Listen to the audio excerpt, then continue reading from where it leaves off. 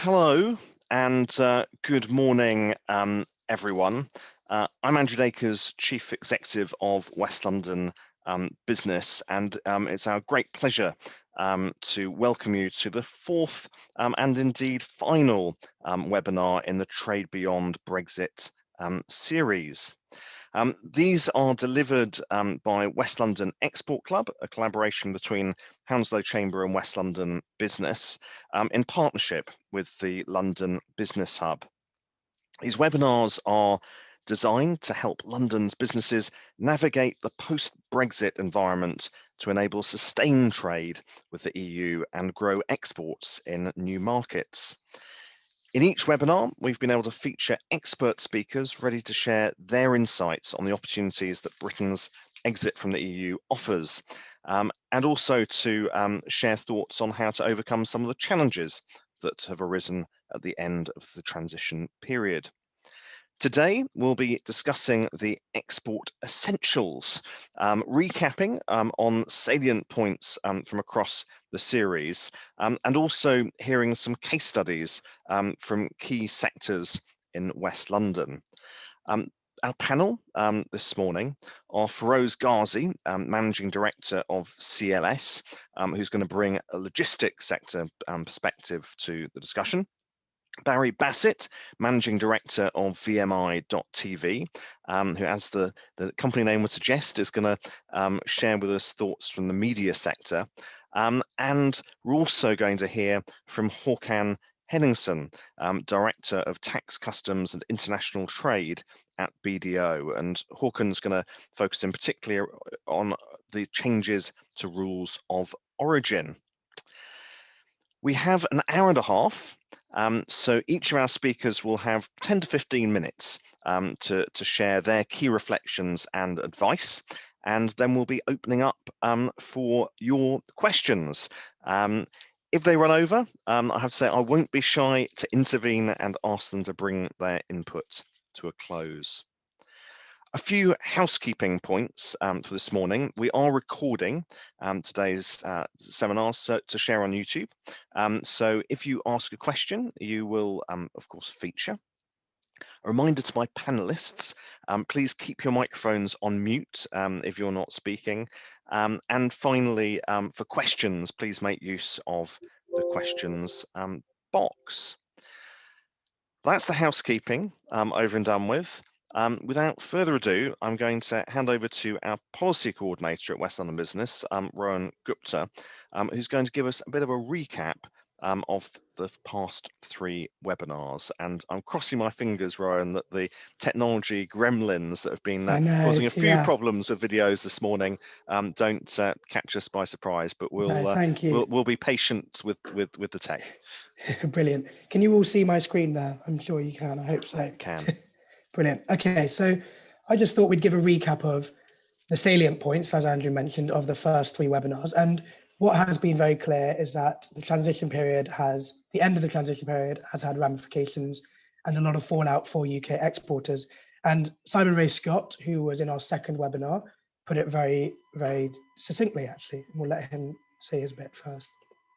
Just a little bit on where I think we are now. We've got the impacts of the TCA, the Trade and Cooperation Agreement, and the Withdrawal Agreement landing. Now, there was, of course, drama at the beginning of January, but essentially it has not all happened yet. Things are going to happen over a period of time. The impacts are going to grow in their severity, and I think the thing that I'm really worried about is that the removal of our role in European supply chains, that's both imports and exports, is progressively going to be frozen out. And I think we're going to need to think very carefully about that. The other two key elements of where we are now is that we're beginning to understand the impacts of economic gravity. You trade, essentially, the pattern is clear over the centuries, you trade locally first.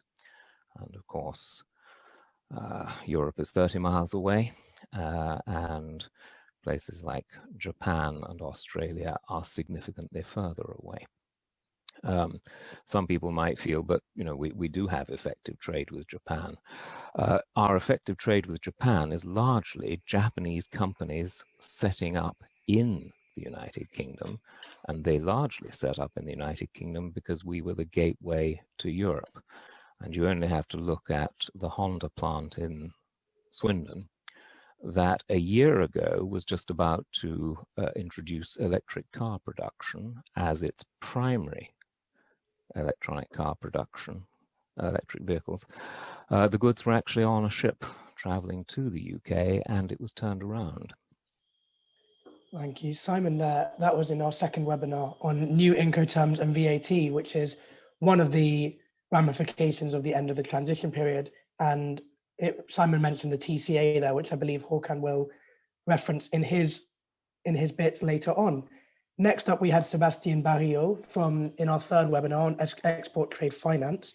He actually talked about the ramifications of the fallout for the fashion industry, and not only to do with Brexit, but also to do with Hong Kong and the effects, because the fashion industry is such a wide-ranging supply chain.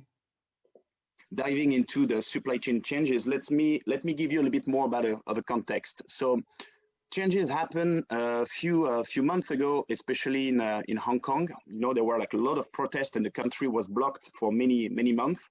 And in the fashion and luxury, so we used this angle of fashion and luxury angle, and there was like a massive impact on our side. So we had all stores closed, and the result was like a loss of like several millions of pounds, because as you know, fashion is very big in Asia, and China is roughly accounting for like 30% of all sales of like global companies. So that started with this impact in 2019, mid 2019. Then Chinese New Year happened in early 2020, and at the same time, we had the first sign of COVID, and that's why a lot of people worked. There's a strong community, Chinese community in Italy, so a lot of people moved back to Asia for Chinese New Year. I came back to Italy because a lot of factories employ Chinese people, so that's why the virus started also in Europe, in Italy, and impacted supply chain also in Italy, especially for luxury, where mostly the 70-80% of the production are made. And in parallel, we had Brexit that started in December last year. So that was quite of a challenging environment. And I would say that COVID and the Hong Kong protests had a massive impact in hundreds of millions for several brands, especially in the UK. Sebastian also then mentioned the impact of the fashion industry because of Brexit, and he actually elaborated a bit further here. So what has happened? I don't know if you heard about this, but 400 people, like designers or retailers, etc., signed a letter and sent a letter to Boris Johnson early this year, claiming that the UK fashion is at risk because of Brexit. And you can see there that 35 billion is the valuation of the UK fashion industry, more than fishing, music, and the car industries combined, and it employs up to 1 million people in the UK. So Sebastian was really getting down to business with the effects of Brexit and the end of the transition period, just as Simon Ray Scott did. But our webinars were not all doom and gloom. And in our first webinar, we focused on the new markets and the new opportunities out there, with a focus on the UAE. And Ayman Al-Wadi from the Corpus Business Group actually laid out the very good reasons why the UAE should become a new outpost for UK exporters. So you can understand. I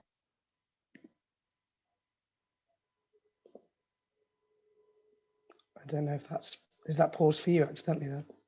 The value proposition of what we have today in Dubai or UAE as doing business in the region. When it comes to a destination country, UAE has ranked first on a number of global indices for its efforts to tackle the COVID. That's happened because of timely preparation, aggressive testing, tracing of carriers, and extensive vaccination campaign that we had throughout the whole UAE has actually limited the outbreak of COVID. UAE kept the mortality rate very low comparing to the other countries. Ranked #1 globally for daily vaccination dosage distribution, and that took place on January, and now it is second to Israel. Ranked #5 globally for vaccine availability. And then UAE launched a national sterilization campaign throughout the year last year, and it was happening frequently, and that really affected brought a positive impact into the whole program of containment of the COVID. The reflection on the second factor of how UAE dealt with it is source of country here. So Emirates Airline now flying up to 70% of its full list of destinations, actually. So they are almost there to reach back to the normal. And I am hearing good positive news from certain contacts I have from the Emirates Airline saying that if no surprises upcoming few months, they should go back to normal full list of destination by midsummer or late summer. Travel corridors first started with UK, but then it was shut down by January, and then India, Indonesia was actually in the list in 2020. So therefore, the travel corridors was doing its job for certain period of time, and it's going to continue to open more travel corridors with other countries. Major international events and exhibitions took place in UAE, such as GITEX. We had it on December 2020 last year. We had Gulf Food that we participated this year in our biggest booth or stand exhibition that was happening on February, and also the IDEX, which is the military and defense exhibition, took place in Abu Dhabi. For the sector specialization, Dubai ranked #1 globally for attracting FDI for AI and robotics to become regional supremacy. Dubai leading the region for aerospace because we have space programs and activities here, and with the Dubai Air Show, it facilitates for the aerospace program. And also automotive sector, where lots of opportunities available for the autonomous vehicles testing and go live within a year or so. For constructions and real estate sector, Dubai embracing 3D printing technology to achieve 3D printing strategy by 2030. For agriculture and food, Dubai is adding a halal food trading center, while Abu Dhabi is actually leading for agri-tech incentive program to achieve UAE food security strategy. And recently, a week ago, Operation 300 billion is a new strategy that has come up with UAE government that aims to make industrial sector the main driver of UAE economy, contributing more than 300 billion to the GDP by 2031. I'll leave Ayman there for a second. But as you can see, the new markets and new opportunities that we covered in the first webinar, and you can, we'll send out the link to that at the end of the session, of this session. The UAE and the Gulf in general, there was another agreement between the UK and Jordan signed yesterday, and that is very ripe for new UK exporters. On top of the new opportunities we've seen, in our webinar series, we've seen a lot of new government support become available. And Stephen Rapley touched on that in the first webinar. I'll let him play. Some of the things that we can do are to, obviously, as I say, to put companies in touch with our connections overseas. They also have a lot of connections of their own with chambers of commerce, etc. So they can reach out to potential partners, look at competition, that kind of thing.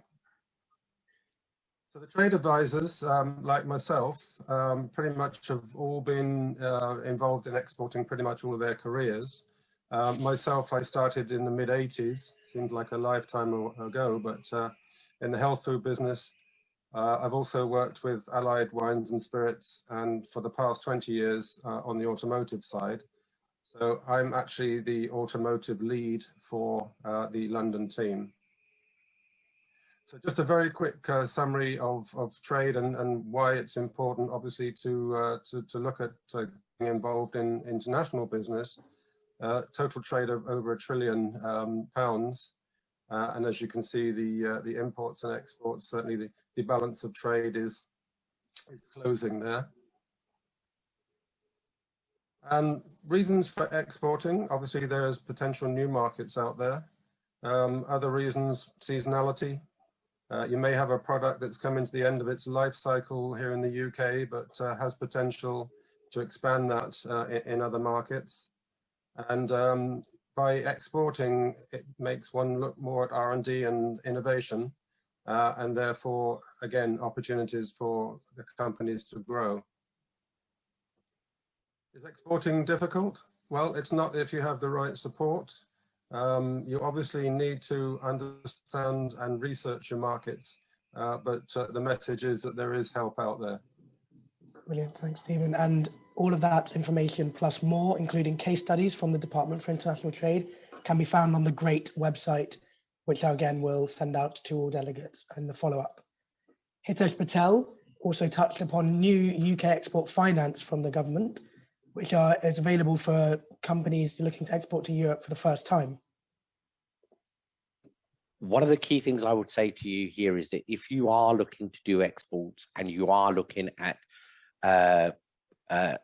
struggling on the right level of finance support, the key message I would say to you is talk to the right people within the bank. So have a conversation with your relationship manager at the bank and ask to be introduced to the trade finance person at the bank.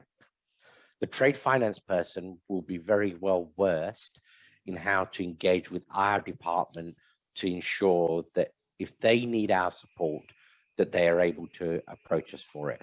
And they won't always come to us for support, but if for whatever reason they find that the security that you're able to afford, etc., didn't meet their appetite, etc., or let's say, for example, you were doing an export, and even if it was as low as, let's say, £5,000, but the bank was saying we can only lend £2,500, we as government may be able to step in to support the remainder £2,500 by providing our guarantee to the bank.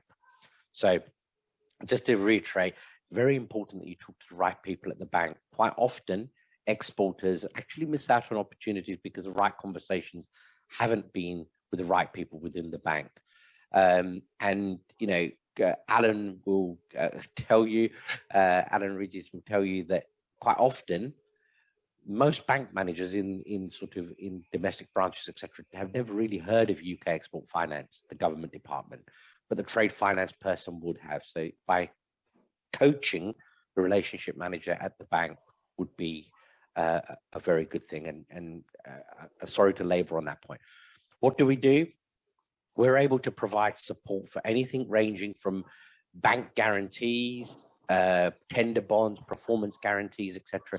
Most type of bank guarantees, apart from VAT guarantees, for export opportunities. And we're able to support a bank with up to 80% of their exposure to your business.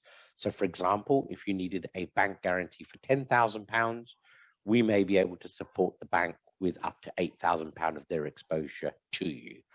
And similarly, also on our working capital solution, we're able to support any working capital requirements that you may have that the bank wishes to structure with you on a trade finance basis, etc., to enable you to do your exports, by also providing up to 80% support to them on that working capital requirement.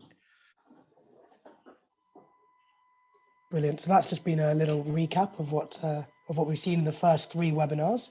I hope that was useful. And without further ado, I'll leave it to you, Andrew, to introduce our next speaker. Fantastic. Thank you, Rowan. A really useful refresher of some of the highlights of the past three sort of webinars in the series. And it really stuck with me, the message from Hitesh last week of the need really just to give it a go if you haven't tried exporting before, but not of course without making sure that you've understood how best to manage the risks. Now, one area that of sort of practical note and importance that we haven't explored in the series to date is, of course, changes to rules of origin. And to take us through the lie of the land in that aspect of export today, I'm delighted to welcome to the panel and to all our viewers, Hakan Henningsson from BDO to take us through where things are currently at. So over to you, Hakan. Thank you very much, Andrew. Hi, everyone. Very nice to talk to you this morning. And as Andrew said, I'm going to talk a bit about country of origin. Just a bit introduction of myself first. I'm heading up a team here with BDO, customs team, so experts from various parts of the industry. And we are assisting companies, big and small, on both export and import matters. Myself, I've been with BDO for almost 6 years now, but I got more than 20 years experience. From before BDO, I was an in-house customs advisor to various different companies in the UK, Netherlands and Sweden. So companies like Diageo, the spirits company, Cisco Systems Technology, GE Healthcare. So I got experience from different industries, which has been really helpful because it allows me to really to try and put myself in all of your shoes, no matter what company you're representing and what industry you are focusing on. So that's enough about me and the rules of origin. Now, of course, this is just one of many different facets of international trade that I recommend that you read up on. There are other areas like classification, valuation. It's quite a lot. And if you need help, then we're always available and happy to have an introduction call that can lead on to various projects. But feel free to reach out at any point in time. Always interested to make a new engagement. So rules of origin. If we start with just the first introduction slide, really. So I think the important thing is that when we talk about rules of origin, we have to first of all decide: are we talking about you being an exporter and you being asked to certify the country of origin, or are you the importer and you're relying on your supplier's declaration in order to claim the preferential duty rate? So there are two different kind of scenarios there, but for this presentation, I've been focusing really on you being the exporter. So you're exporting goods from the UK and you're asked to certify what is the country of origin. So that's kind of the scenario. Rowan, if we can go to the next slide. Great, thank you. Now, also just for the context of this discussion, we need to make sure that we talk about the right type of origin. And this is something that it starts to get a bit technical, so bear with me if this is new to you. But we talk about preferential origin and non-preferential origin.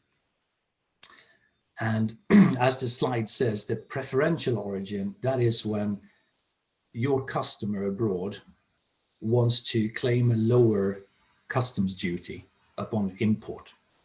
And for them to be able to do that, then they will ask you to issue a preferential origin statement. So that's all about them paying lower customs duties. Now, there's no real benefit financially for you in providing that origin certificate, but of course it enables you to sell. So there's an indirect benefit for you, but the direct benefit of the preferential origin is for your customer abroad. So they pay no customs duty or they pay a reduced customs duty.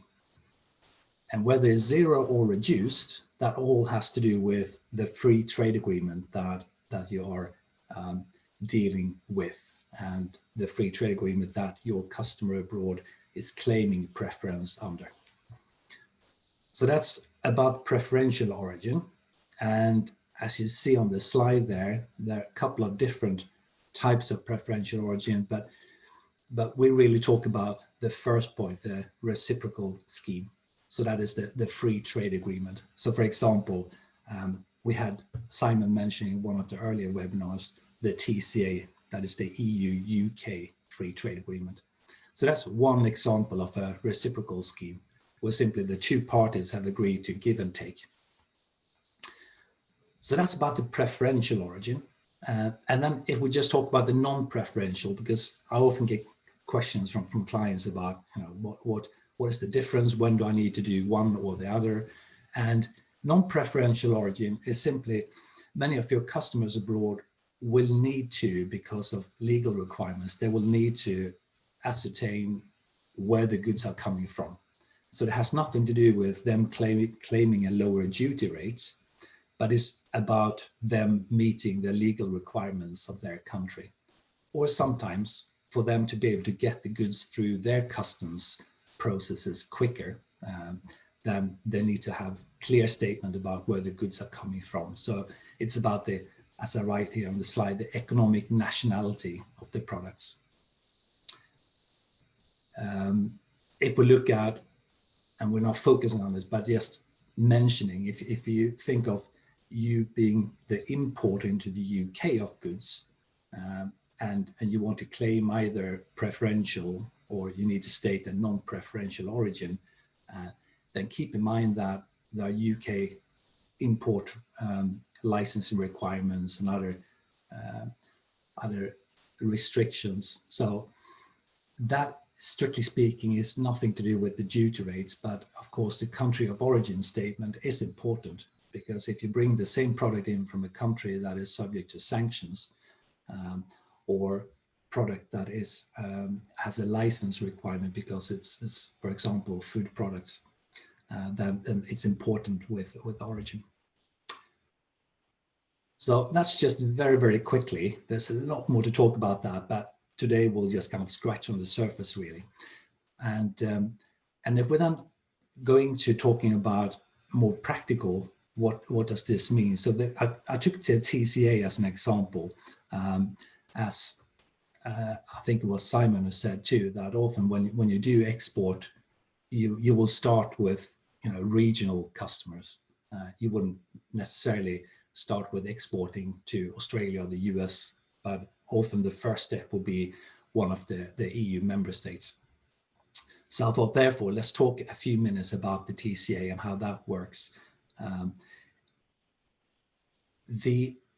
And I should say first, as on the slide here, is that the thing to remember is that even if you have just one free trade agreement, we talk about the TCA here, then they're not the same origin rules for all products.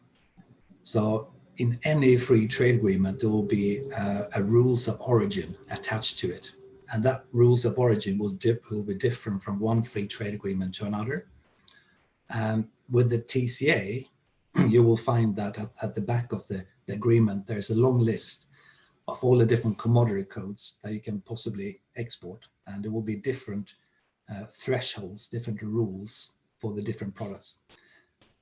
So the first thing really, when you want to, or your customers in the EU want to make use of the TCA, is that you need to be absolutely clear about the products that you're exporting. So you need to have the right commodity code. And only when you have the right commodity code, then you will be able to go in and see, does that commodity code meet the origin criteria? Once you have determined that it does, and it's your responsibility as the exporter to make sure that you have understood that correctly, at that point, that's when you can then issue the origin declaration that your customer in the EU needs for them to be able to claim zero duty. So that's the key thing to remember. But then the TCA did not really turn out to be what most people had expected it to be. So I've listed 4 different scenarios here. I thought is useful to go through one by one.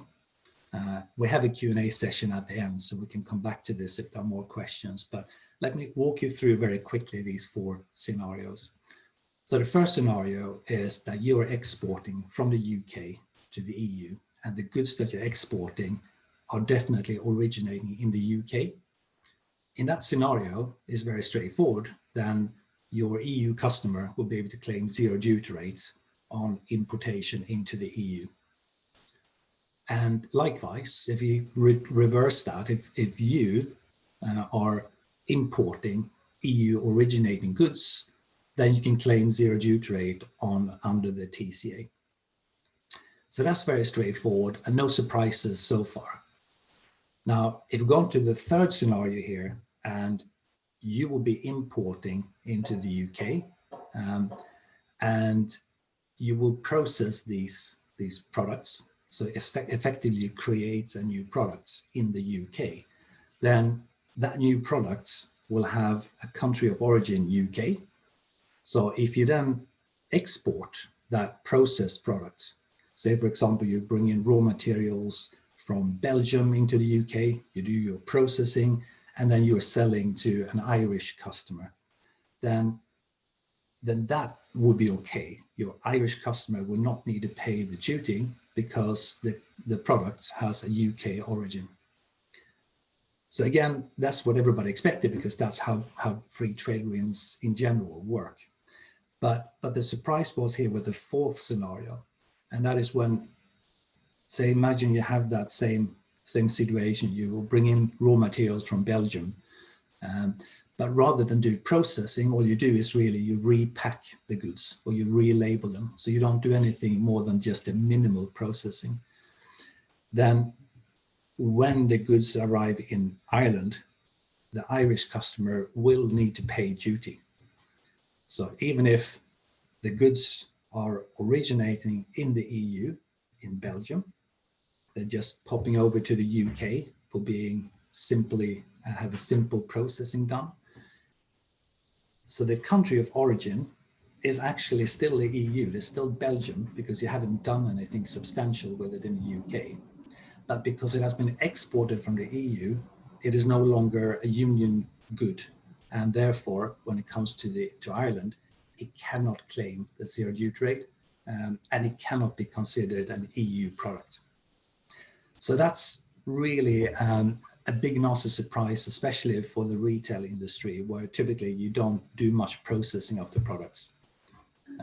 If you're a car manufacturer in the UK, that's not really a problem, because you bring in parts, you create a car, and when you export the car, that's a new product. So that will be you come under the third rather than the fourth scenario. Right, let's move on to the next slide. And what I wanted just to mention here is kind of on the theme what Hitesh Patel and Steve Rapley was mentioning, that there is support from the government, and there are a few different grants that you can claim for getting advice or getting training from external parties like myself and my team. So I just listed them here. I'm not going to go through them all, but just to give you a flavor for that, there is actually grants that you can get, and in some instances they are rather generous, and other instances it's not a lot of money that you will be able to get, but you can get the grants for a wide range of purposes. So we can help you, my team and I, with determining if any of these grants could be applicable to you, and we can help you with applying, and so we can then give you the training or the specific advice that you need. So that's all from me. Thank you very much, Andrew. Thank you, Hakan. I'm sure we're going to be coming back to you with lots of questions in the Q&A. You've certainly got the cogs turning for me this morning. We're going to turn now to Ferose, Ferose Gazi, Managing Director of CLS, for the first of 2 sector perspectives on what it's been like over the past few months, both the challenges, but I'm also hoping for, as we are 5 months into the year now, and it is a while since we fully Brexited.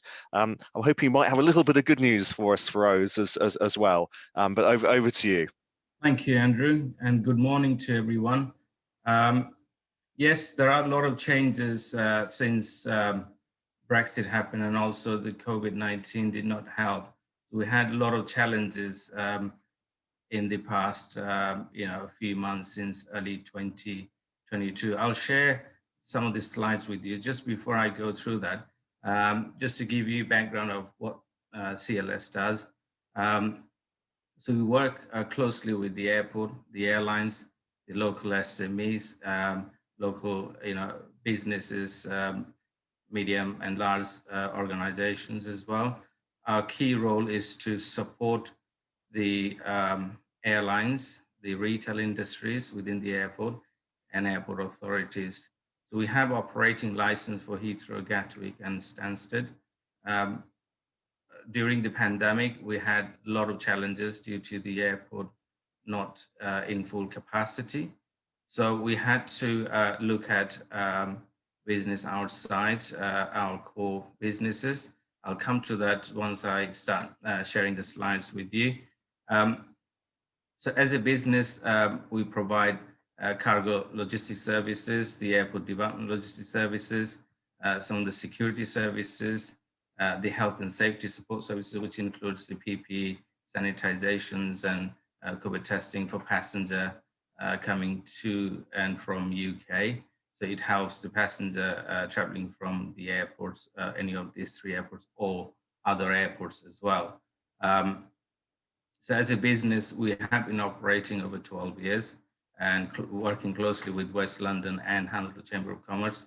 They are really fantastic people that I've been working with. It's a great experience. We work together for helping the airport, especially Heathrow Airport.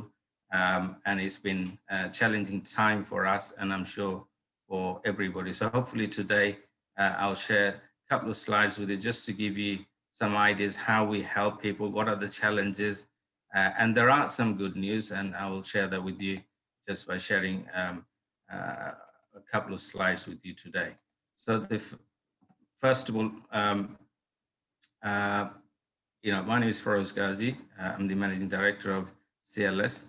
The second slide here, if you can all see, is the list. Are you able to go full screen for us, Ferose, with your presentation? Thank you. Yeah. Brilliant. Sure. So some of the challenges that we all face, and I'm sure you're all aware of,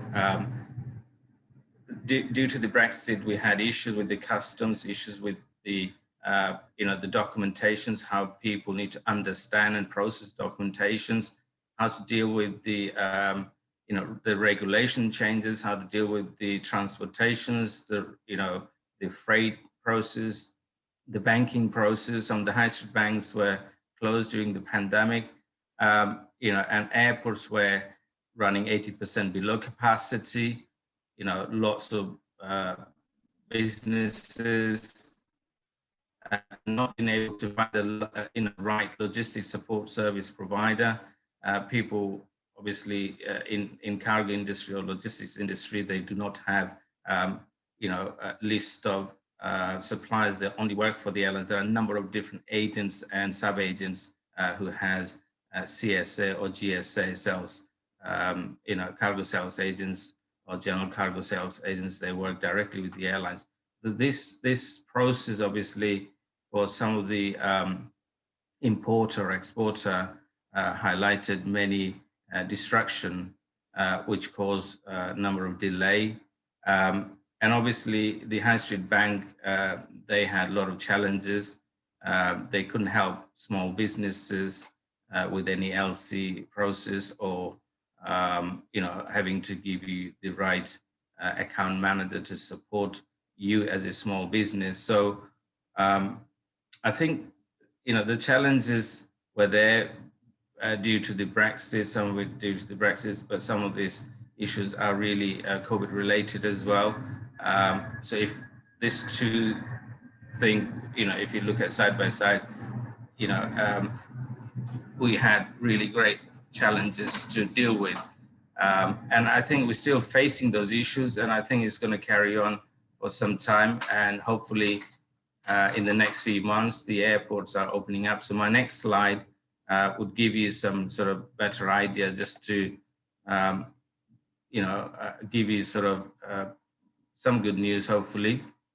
So first of all, we need to get ready, logistics ready for 2020, just to make sure that people understand the experience that they had, they overcome those issues. And obviously, a company like us, we're there to help you. Feel free to talk to your local Chamber of Commerce or get details from your contact in the chamber. They will have our contact details, and I'll share that with you on the last page.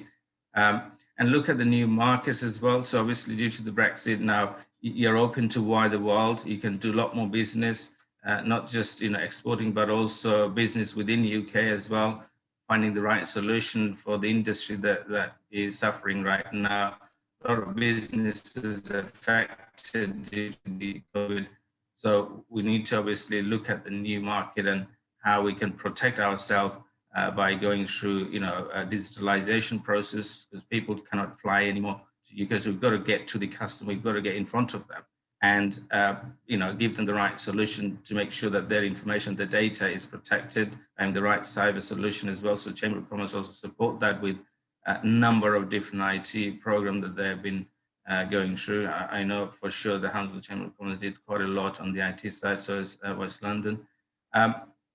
And some of the opportunities on, going through the PQQ and RFP process for SMEs is quite difficult, but also some of the, organizations deals with the cargo is not easy. So we can also help with that.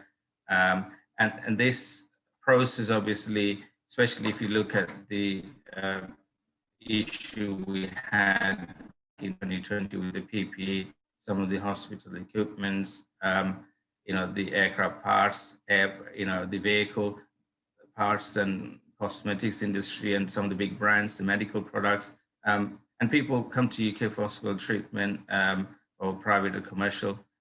Some of the customers are, not just private individual, but also some of the business organizations, they come to UK for this kind of treatment.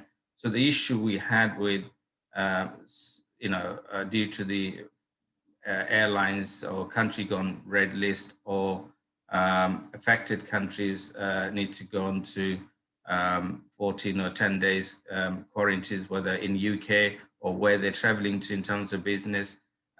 It was really challenging, it still is, and therefore getting those important things to the customers to run their business and to run our business, we've got to really give that solution. So opportunities are there as well. It's just making sure that we speak, we talk to each other and find the solutions if you're not sure, and we're there to help. And obviously everybody's looking for a complete solution, especially the customers who are always looking for a complete solution. They don't want to deal with a provider who deals with their papers in terms of customs clearance or getting the airlines to get the goods to the end customers, or the the logistics provider locally or internationally, whether it's in Europe or rest of the world. So giving them the complete solution is one of the challenges for people. We find goods arrived in the other side, but the customer is not sure how to clear the goods, so we have to do it from here. Better understanding the exchange of business due to Brexit, making sure the existing opportunities are still doable, because most people may find that, okay, there are constraints, there are issues, especially SMEs, they probably shy away and move away from that opportunities, which were their core business, and try to do something else. I would strongly suggest that keep trying, because yes, there will be challenges, but you just need to talk to the right people and stay focused and stay competitive. The connections in both ways It's no longer just UK to Europe or other countries. It's other way around as well. So you've got to do two-way business. Also, there is a big, obviously, challenge to find alternative to plastic. We've been working with High Street, Treaty Centre, and Chamber of Commerce to give the jute, which is biodegradable product, as an alternative to plastic. So I think this is something we can also discuss more. This is now available in the UK and is exportable as well. Why UK? Obviously, UK has gone through the vaccination process quite nicely, and things are looking really good. So hopefully in the next few months' time, the airport will relax and they will give a lot more opening to the airlines to arrive here and take goods. So right now, the airlines can only carry passengers, not much goods. Yes, some of the cargo handlers, they're dealing with their cargo flights to bring goods, but the airlines themselves used to carry goods as well, but those are restricted. Therefore, business for handlers and exporters been challenging time. The cost of the cargo has increased more than double. So this will overcome in the next few months' time, especially Heathrow certainly trying to open one of the terminals. Right now they're running Terminal 2 and Terminal 5. These are the most functional and modernized terminals at Heathrow. And now they're trying to reopen Terminal 3. That will allow a lot more airlines and passenger businesses to exchange businesses. So these are obviously some of the good news that they're still working on Terminal 4. Gatwick Airport, they're also trying to reopen the South Terminal. At the moment, they're only running the North Terminal due to the passenger flow. Working closely with the airlines, embassies, local and international organizations, we've got to, obviously, as I say and keep saying and repeating myself, that there are lots of information sits with the embassies. They're very easy to work with. They have all the list of international importers that you can find. You just need to talk to their, the commercial councils. If you get started, come to me, I'll help you. We have obviously a relationship there because we do a lot of the VIP services, especially for the airport. So we know how to talk to them if you get stuck. And at the end of the day, we're helping each other here as well. I'm also trying to, so we've done a lot of work with Honolulu Chamber of Commerce, trying to visit one of the country by taking some of the UK products and promote them. We've got lots of potential customers there. They can't come here. They've got a lot of constraints. So we will go to them. And that basically, and actually we're showing that we're going in front of the customers and asking the question how we can help. I think from my side, that's about it. I hope I haven't gone over 10 minutes time that I've given. But if you have any questions, if you want to know more about us or the support you need, please feel free to talk to us and we'll help you. Thank you. Ferose, you did a great job of sticking to time there. Spot on 10 minutes. So there was no need to for me to bring you to an early close. I think, again, lots that we're going to want to talk to you about shortly, lots of food for thought there. If you can unshare your screen, I'm going to pass the baton on to Barry Bassett, Managing Director of VMI.TV, to bring us a perspective from the world of media and how you've been navigating this new era. Barry, over to you. Hi, there have been some great horror stories. I'm not going to talk about any of the problems. I like the quote that there are no such things as problems, only solutions. And in the world of TV, we're good at finding solutions. We have a great creative industry and we're part of that industry. We rent cameras for international TV productions in the UK, for natural history, international.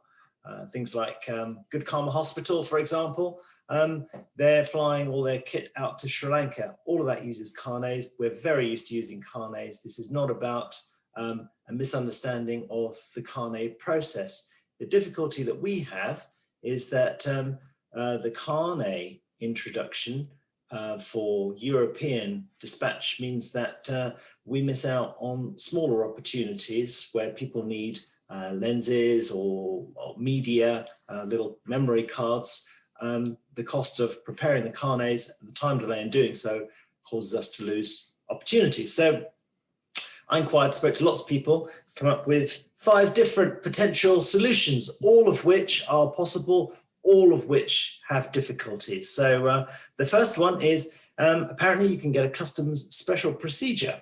And with one of these, you can apply and receive authorization to suspend duty and VAT. That means that we can supply equipment to Europe and it can come back to us. We don't pay any duty and VAT. Sounded fantastic. We consulted a solicitor in order to do that. It was going to cost £5,000 just to perform the stage 1 process. It really wasn't a particularly big part of what we did. We elected we weren't going to do it. Another great idea. This came from Mr. Rides himself. He said, you know what? There are free trade areas. There are warehouses in Heathrow and other places. What we could do is we can rent space in one of those warehouses.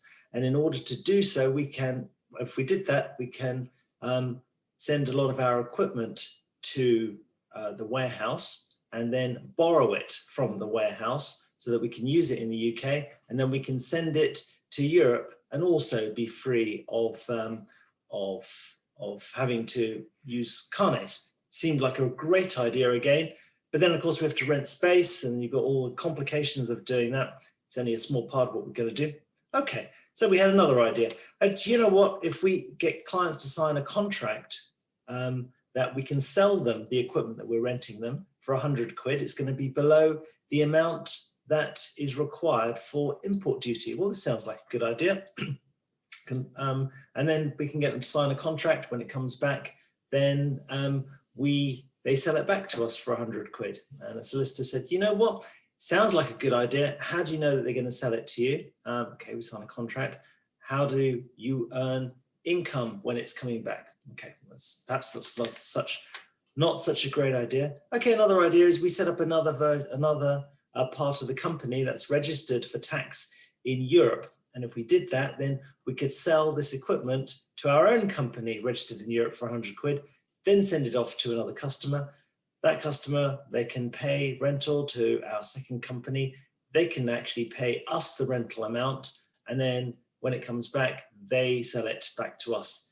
Seems like an awful lot of headaches just to, and then of course, everybody needs to be registered for VAT in these different countries. More headaches than benefits. Okay, another idea was we use another friendly company, and a friendly company was also suggested by Mr. Rides that we might be able to do the selling process to them and again perform an international dispatch that way. So all of these involve an awful lot of administration and paperwork in order to avoid the difficulties because we no longer have free trading. So what we've elected to do as a company is say, okay, we know we're going to lose out on some opportunities and we'll simply have to go through the Carnet process. So cut a very long story short, and sorry for even using the 5 minutes of time that it's taken for me to explain all this to you. It is harder to do business in Europe now. And Carnets are the way to go. It's completely standard. Make sure that you adopt this process, build in time, appreciate you're going to lose some opportunities. That's about it. Okay, you know what someone else has said? We're in the same boat, absolutely feel your pain. It's really frustrating because you end up just losing business. We had one particular, this all started off actually when we had somebody that wanted to rent a lens. We had the lens on our shelf. They had a production going on in Spain. They wanted to hire it for a week's hire. They needed it the next day. They were going to give us £1,000. We had the lens on the shelf. They wanted to pay for it. They were ready to do it. It simply wasn't possible. We spoke to all the shipping agents. They said it's going to take very much longer than that. But the benefit is everybody is now much clearer about the rules. We all understand what carnets are. And now we've simply have put to one side the concept that actually we can obviate the need for carnets. So those are the rules. We just have to stick to them. Barry, for the uninitiated, can you tell us more about the carnet? Okay, so a carnet is an ATA document that many companies, shipping agents can prepare. Also, Alan rides with the Hounslow Chamber of Commerce. They can also provide it too. What it means is that, okay, I want to send this piece of equipment to outside, I was going to say outside the EU, but no, obviously it's outside the UK to ATA countries. We have to complete a document which says the serial number, the model number, the country of origin, all that kind of thing. Also the weights and dimensions of the box that it goes in. We then have to pay a bond, or the company that prepares the ATA carnet, they have to prepare a bond. So if something is, say, worth £1,000, then it is a percentage of that. Of course, if it's only £1,000, the bond isn't particularly important. If we're sending £100,000 worth of equipment, the bond becomes very much more significant. So we pay a fee to the company that prepares the ATA carnet. They then pay the bond.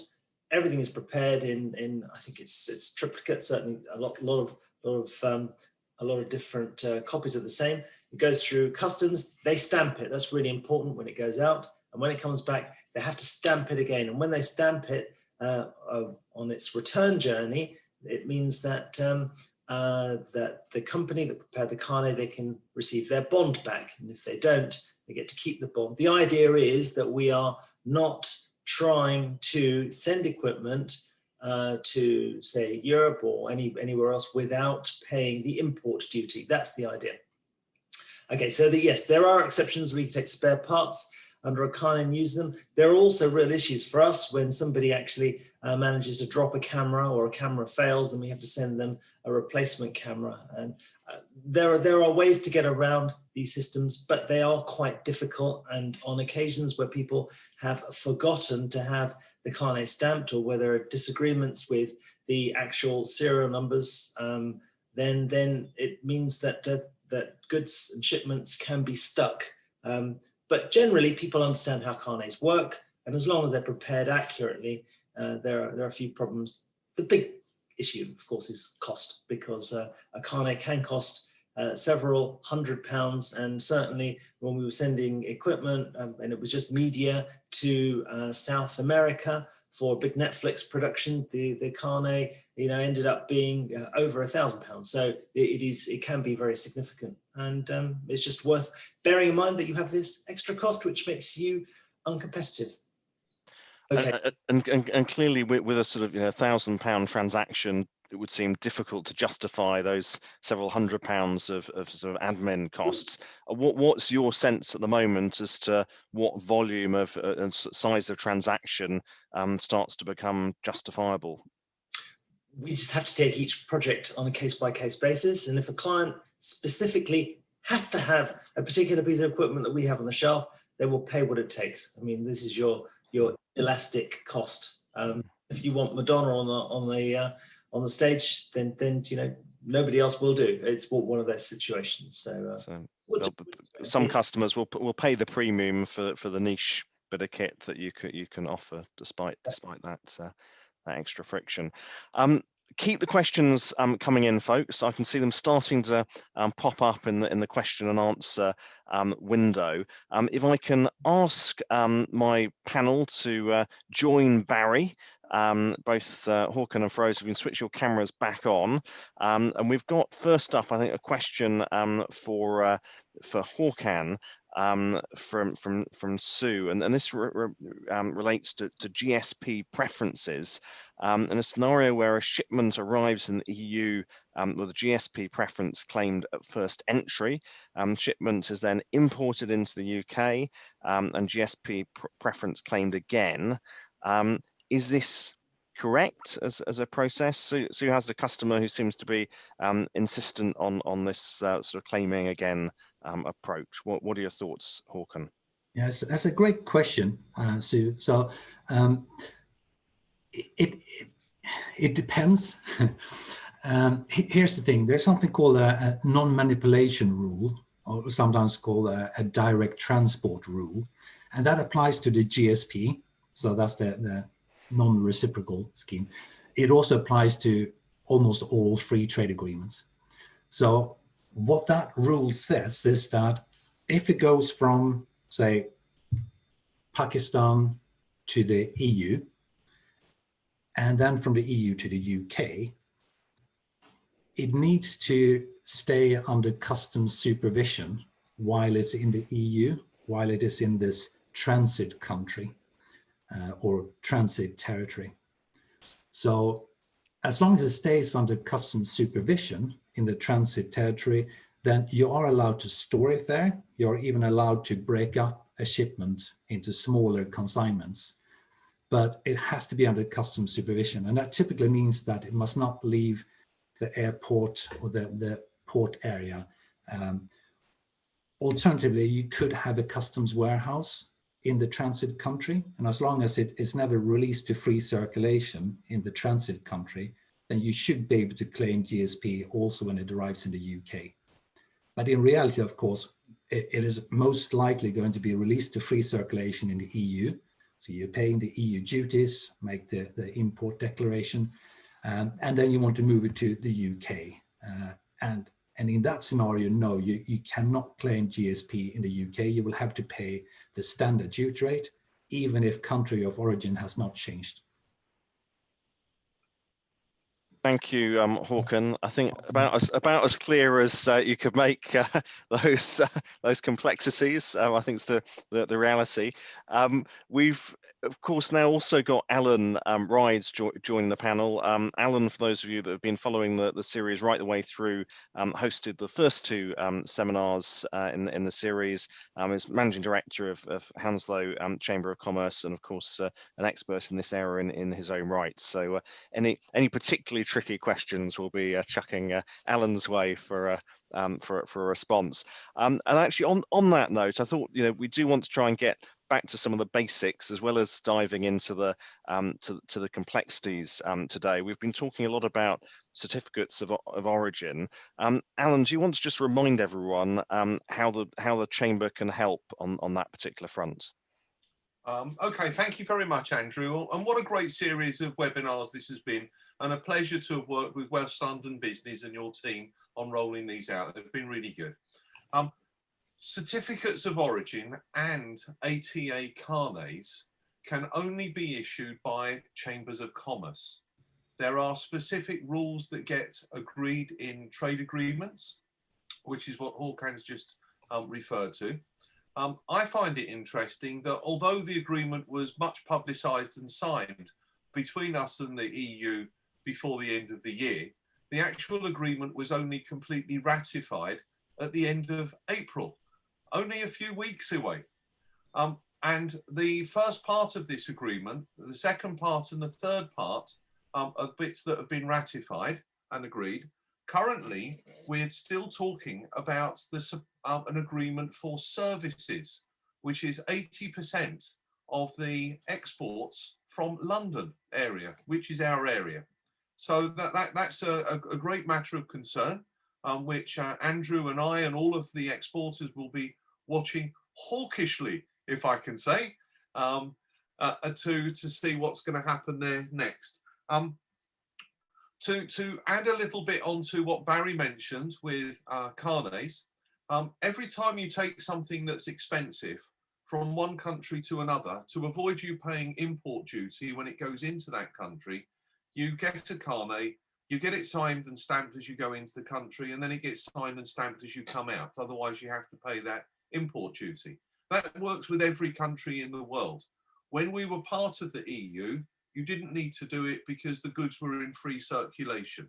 But if you're doing filming or any other work in any country outside the EU, like South Africa, everybody has to have a carnet. So it is a level playing field that we're up against with anybody else apart from a domestic company, but this is very specialized equipment that Barry has. So he's not necessarily at any huge disadvantage with South Africa, where his problem is when he wants to take his equipment down to France, and the French have already got their filming equipment in France. It's protectionism for the people in that domestic country or inside the EU. And I'm going to cut in, Alan. Say what would a carnet cost from the chamber? I mean, is there a sort of scale depending on the size of the transaction, and is it the chamber that serves up the bond that Barry mentioned, or is there a third party that you involve? The chamber has to serve up the bond in total for everything on all of the carnets that are issued. But there's a sliding scale dependent on the value of the goods that the carnet is for. The carnet is quite a thick document, and every time, and it's a bit like an onion document. It peels off in layers as you go through different countries. And if you were going to go through, let's say, 5 or 6 different countries, you'd need 12 documents, one for every time you go in and one for every time you go out. And finally, to finish it off with when you get back. The question I was going to throw over at Hakan was about his example with goods that are brought in from the EU to the UK, where you don't pay import duty, but when you then export exactly the same goods from the UK then back to another EU country, and you do have to pay import duty. This was really highlighted with the case of Marks and Spencer and Percy Pigs that are made in Germany, brought into the UK for distribution, and then part of those are sold into Europe into Europe and Ireland especially. So suddenly the Irish have to pay import duty on EU goods, which they don't like very much for some reason or other.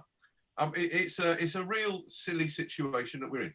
But the question is to Hakan, would a free port situation solve that problem if the goods were brought by Marks and Spencer from Germany into a free port warehouse in the UK, which we're discussing with Heathrow having, and then taken from that free port warehouse off to Ireland, or taken from that free port warehouse into the UK? Yeah, it's a great question, Alan. I have discussed that particular question with colleagues, ex-colleagues. It's again, there's no real kind of consensus about whether that would be a solution or not.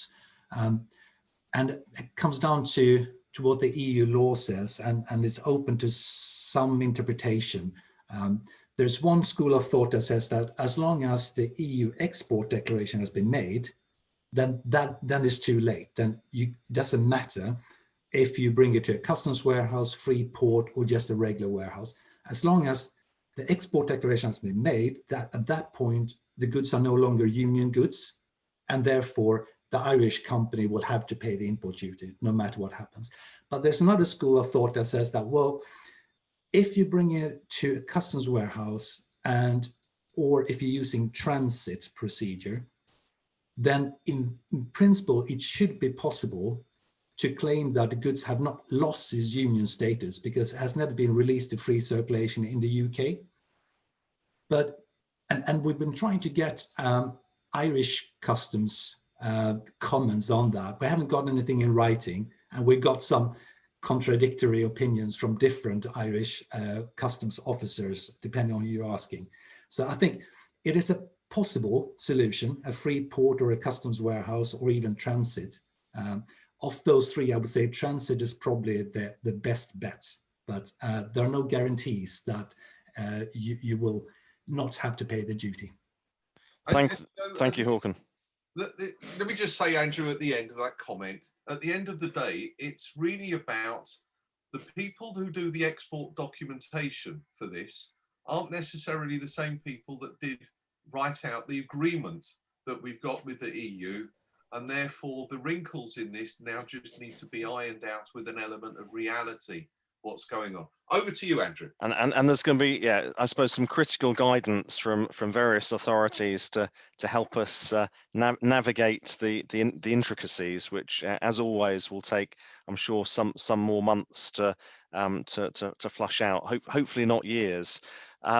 I'm gonna hold your sort of feet to the fire, Alan, and push you on to unpack a bit more the certificates of origin, because you talked about the carnets, and they didn't sound very digital to me. You talked about onions and having to have stacks of them if you're moving across multiple borders. How does it work with the certificates of origin? Is that something that the chamber, will generate digitally, or is it again more pieces of paper? Okay, Andrew, it's horrendous. Rainforests are being chopped down by the volume of paperwork that has been created by the bureaucrats of us leaving the EU.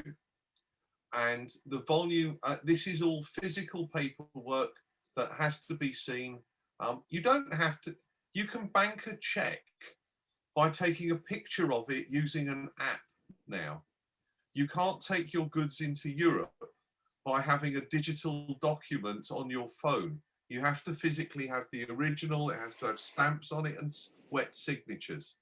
It's horrendous.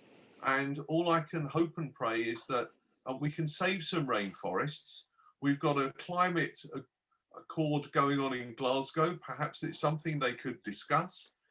Somebody needs to fly a flag or a Hessian sack about for this.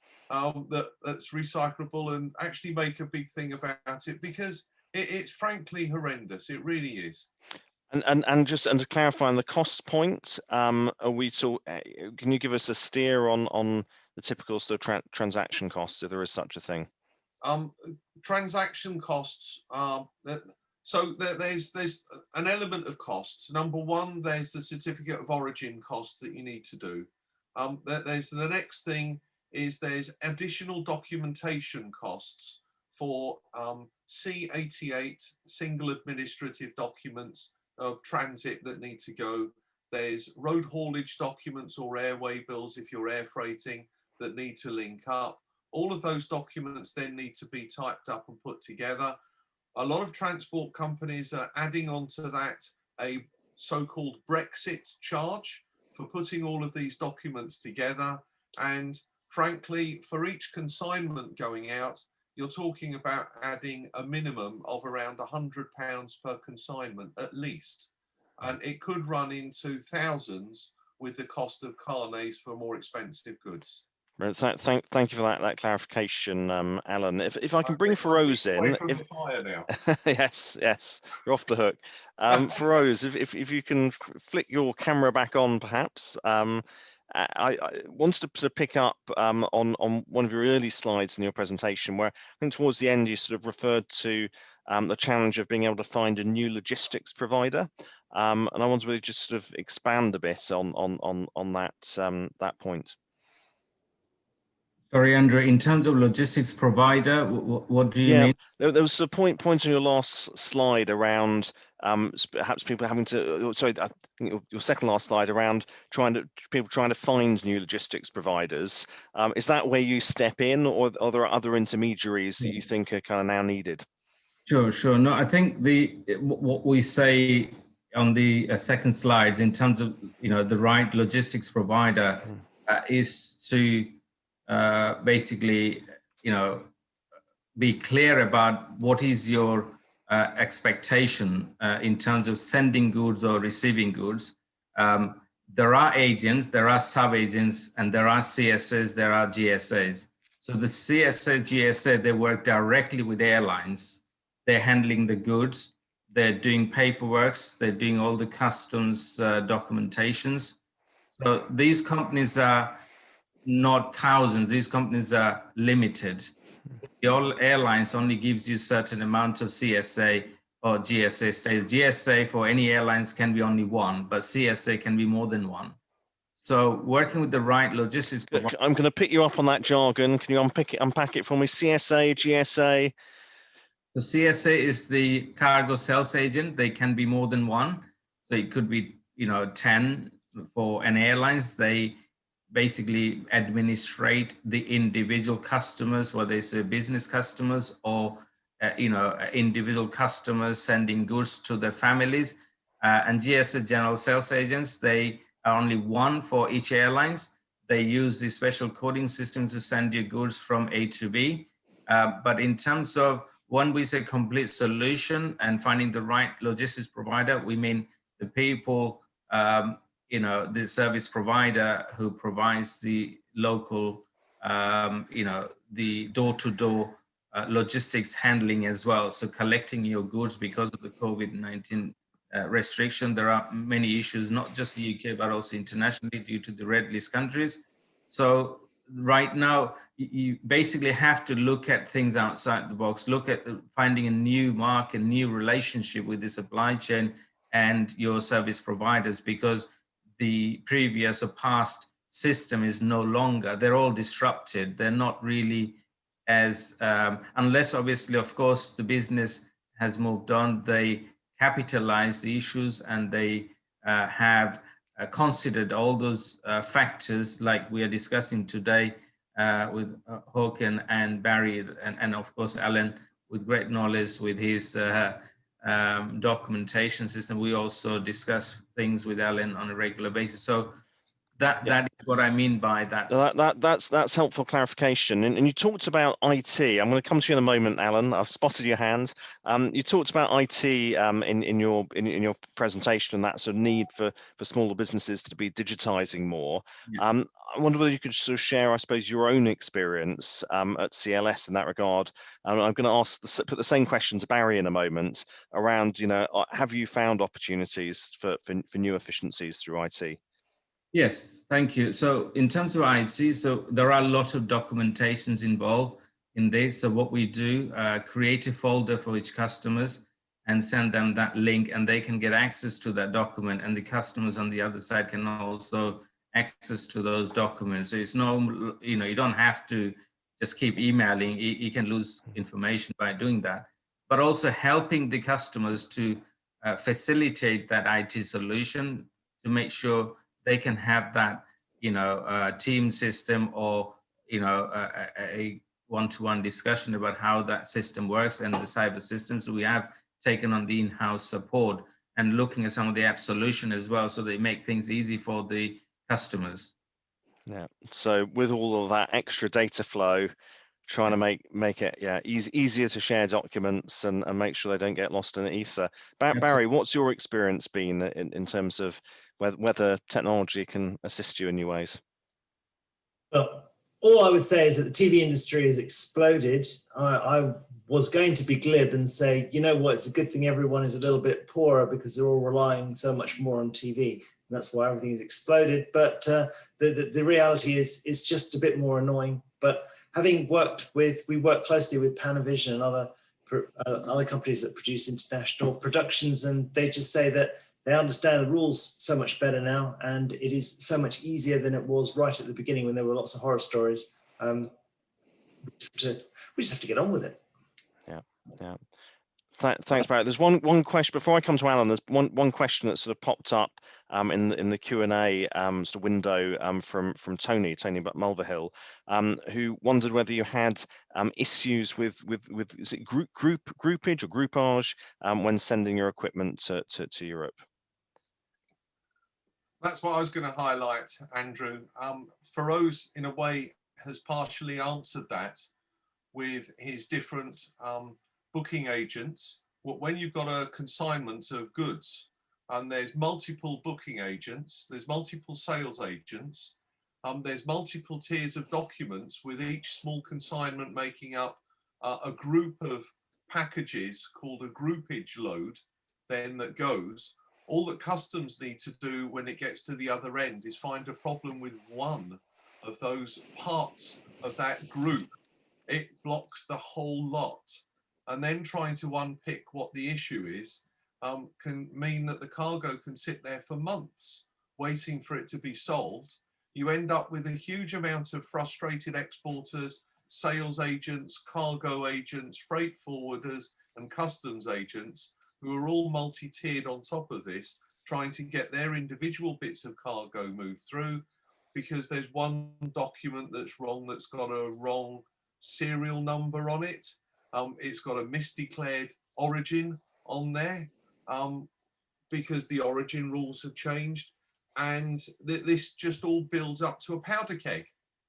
And it's starting to explode in Jersey, with the French stopping electrical supplies to the island because their French fishermen are no longer allowed to fish in Jersey without a license that has to be issued by the regulating authority that was agreed with the EU to the French, and it's now grown out of all proportions. It's very, very sad to watch that. Frigate or two on the way and just arrived, I think. Very, very sad to watch that unfold in the past day or two. I was seeing Barry nodding as you were describing the groupage challenge. Would you share Alan's fears and observations about how a small bit of a consignment can make everything fall apart? Well, it's not new, because this is exactly what's happened with carnets all the way along. And we had one particularly memorable production a couple of years ago where somebody did make an error and they did forget to have a carnet stamped. And we've had other situations where there's been a mistake with the serial numbers that have been provided, and it's just caused everything to stop. But ultimately, we deal with people. So when you can deal with people and you can discuss with them, as long as everybody wants a solution, you can generally find a solution. But it is hard. Hakan, if I can come back to you, perhaps to reinforce some of the kind of key early points that you made in your presentation. I was struck in the top right of your PowerPoint. You have this new BDO brand rethink, don't you? And it's certainly been making us do lots of that rethinking this morning. But you made that critical distinction, I think, between the scenario where there's that sort of minimal kind of integration going on, where things should be fairly smooth. And then the more I suppose full of friction sort of scenario where you've got repackaging and relabeling going on. Is that sort of latter scenario something you're seeing unfolding quite a bit with your clients, or not so much?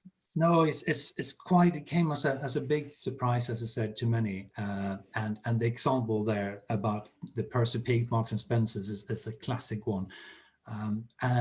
And as I said, in the retail industry especially, we see this a lot. It always has been with many companies. Has been, they see the British Isle as one market, so they bring goods into the UK, intending to serve both the UK and Irish market, and the TCA, the way that it's been set up, causes real problems. And it was a surprise, because this is not how the free trade agreements normally work. Normally, there's a clause in a free trade agreement, and to my knowledge, every single EU free trade agreement has this clause allowing for preferential treatment if the goods are originating in either of the parties to the trade agreement. So it makes no difference normally. If it's country of origin, EU or UK, it would benefit either way. But the way it was written, the TCA, is unique. And it specifically says you can only claim EU preferential trade, EU preferential duties if it's of UK origin, and vice versa. You can only claim UK preferential duty if it's of EU origin. And it's very strict on that point. There's been some interesting discussions about why was that? Was that a mistake? Was it intentional? Who was it who pushed through that in that case? Was it the EU, UK who wanted that? It seems a bit insane. I really don't see a benefit for either party. Certainly you do wonder, with discussions going to the wire as they did, whether it might have been a mistake, and in which case one can only hope that pragmatic politicians on both sides of the channel find the opportunity to tweak the agreements before too long. Yeah, that question actually has come up. Will there be, not in this call, but in general, is there any chance that might be changed? I haven't seen any discussions or heard of any discussions between EU and UK that will be changed. I suppose there are a few other pieces that need to be negotiated and resolved first, as the headlines of the past 24 hours would seem to illustrate. Before we wrap up, because we are coming very close to the end of our time together, unfortunately, I wanted to pick up on the theme of trade missions, which Ferose mentioned in his presentation as one of the ways for us to sort of drive trade growth. Not something we've unpacked in any great detail during the series, but I wondered, Ferose, first of all, whether you could tell us a bit more about what excites you about the trade mission opportunity, and then the last word will go to Alan on some of the trade missions that have been taking place already, and perhaps what's in the pipeline. So Ferose, first of all, if you come off mute. Thank you, Andrew. So in terms of trade mission, this is something we initiated a lot of discussion, myself, Ellen, and some of the embassies we had.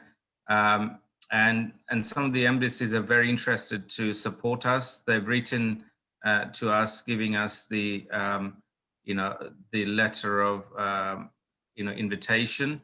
So the intention is to take as many British manufacturing companies or products in front of the end customers, so that they know exactly how to communicate and who to communicate, and what is the channel route, if you like, what are their experience. So giving that kind of sort of solution gives the right sort of business attitude to the wider business community. So it's not just EU, it's the global market we're trying to target. So we've gone as far as east of the globe, if you like, far down the globe. So the intention is to work our way up, just start with the easy one and then move on to the next challenging countries.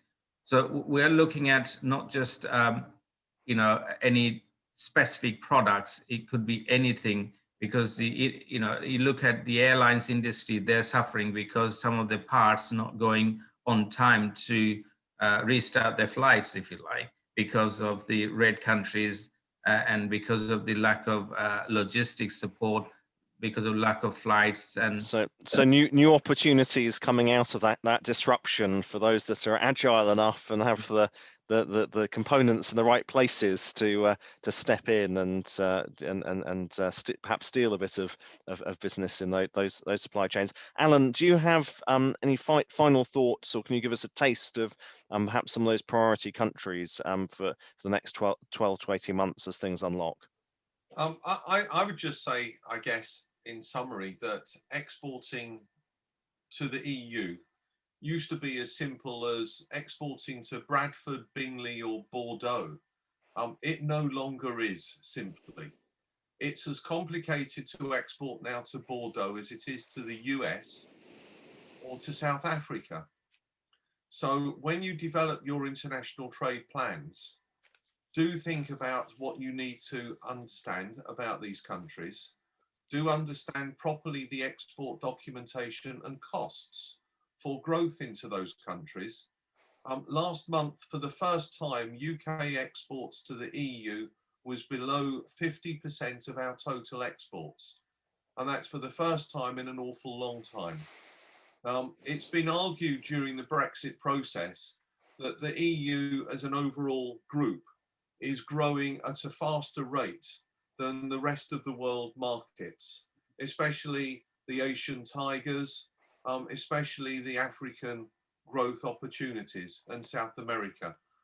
But with those growth comes risk, and you need to understand that risk, and how to get your head around the risk is to go on trade missions, to meet people, understand what goes on in the market. We all understand France and Germany and Spain. That sounds to me, Alan, like you're hinting at trade missions to European countries on our doorstep, perhaps. Well, I'm saying that we all know France, Germany and Spain well. We don't necessarily need to go on trade missions to understand them, because we do.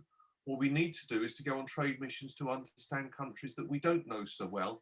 And I think the biggest one is everybody thinks they understand the USA and Canada well, but it's hugely different countries in the United States, when you go state to state to state, the USA is like the EU. It's made up of lots of components. On that note, Alan, I'm going to have to ask you to pause, but I think we have now squeezed out of you perhaps a sense of where the trade mission opportunities from Hounslow Chamber could be emerging in the months ahead, which is London business. It's very exciting. We'll be there with you, Alan. Don't worry. Now, Rowan, if you can bring up my slides, it falls to me just to say a huge thank you again to London Business Hub. I think we may have in a moment a reminder of what their website looks like for supporting today's webinar. You can find post-Brexit support, including Brexit-ready podcasts at businesshub.london. So do dip in there for a further look. We hope very much that you've enjoyed this final Trade Beyond Brexit webinar. Huge thank you to my speaker panel this morning, Ferose Gazi, Managing Director at CLS, Barry Bassett, Managing Director of VMI.TV, Hakan Henningsson, Director of Tax, Customs and International Trade at BDO, and of course Alan Rides, who facilitated the first two sessions in the series, has been able to rejoin us today. You can find recordings of all the webinars on the West London Business YouTube channel, speaker slides and links to help your export and trade abroad post-Brexit will be shared with today's registered delegates in follow-up. But just to say thank you again for joining us this morning. Thanks, everybody. Bye-bye. Thank you. Bye.